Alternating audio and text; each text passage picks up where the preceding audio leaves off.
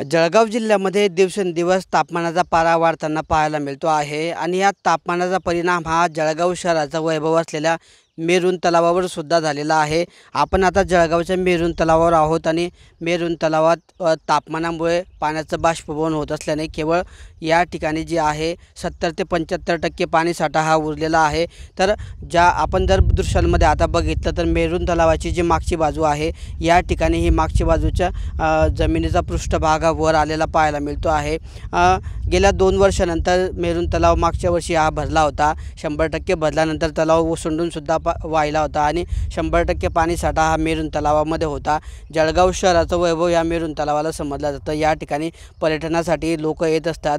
सकाळी morning walk करणाऱ्यांसाठी मोठी गर्दी होत असते। अनेक पर्यटनाच्या दृष्टीने चांगलं ठिकाण, त्यामुळे जळगाव शहराचं वैभव या मेरून तलावाला म्हटलं जातं। मात्र यंदा तापमानाचा पारा जो आहे तो या ठिकाणी 43 अंशांवर पोहोचलेला आहे आणि कडाक्याच्या तापमानामुळे या ठिकाणी जे आहे मेरून तलावातील पाण्याचं वेगाने बाष्पीभवन होत आहे आणि बाष्पीभवनाचा हा वेग वाढल्यामुळेच या ठिकाणी मेरून तलावातला साठा जो आहे त्यामध्ये घट झालेली आहे आणि जवळपास 70 ते 75% साठा आता मेरून तलावामध्ये शिल्लक राहिलेला आहे।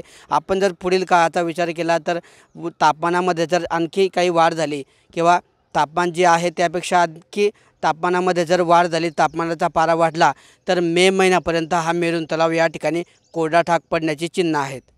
किशोर पाटील, TV9 मराठी, जळगाव।